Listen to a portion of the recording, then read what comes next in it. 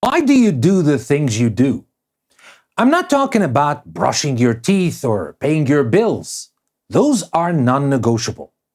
I mean the things you pour your heart into, the things you strive to excel at. Is it for recognition? To hear someone say, "Wow, you're amazing"? Well, that's not wrong, by the way. Validation feels good. It's human. But here's the heart of it.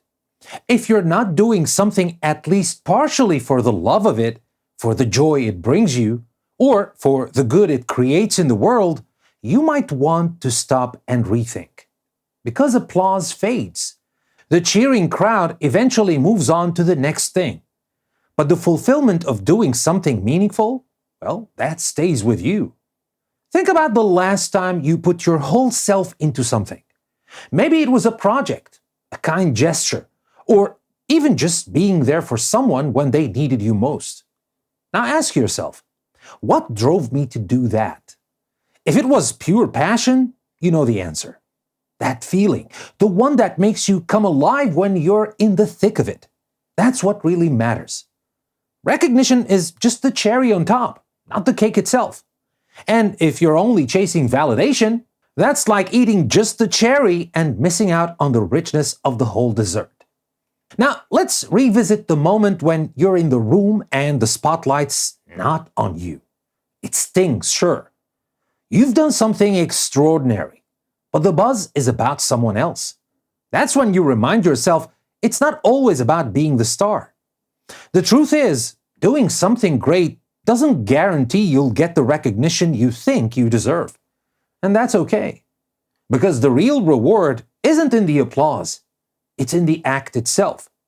It's in knowing that you made a difference, no matter how small or unnoticed. Now, let's talk about connection. Real, human connection. Isn't that what we're all craving? It's not just about being acknowledged. It's about feeling understood. And you know what? That happens when we turn outward, not inward. Now, picture this. You walk into a room, and instead of looking for who's noticing you, you notice someone else.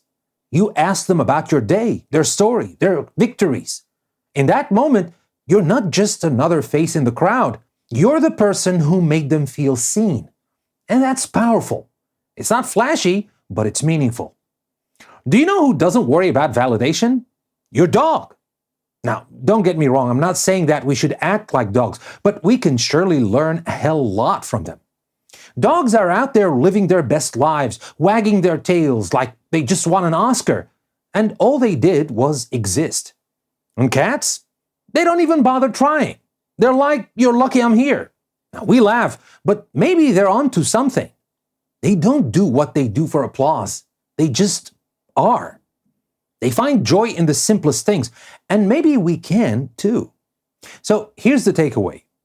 Do great things because they matter to you, because they light a fire in your soul or bring a little goodness into the world. And if recognition comes, great. If not, you still have something far more valuable, the knowledge that you've done something meaningful.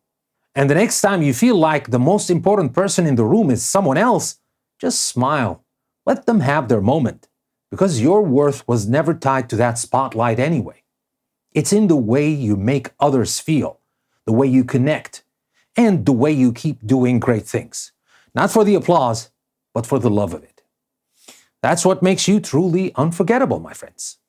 Well, that was another video from English Plus Podcast. Thank you very much for watching. I'll see you next time.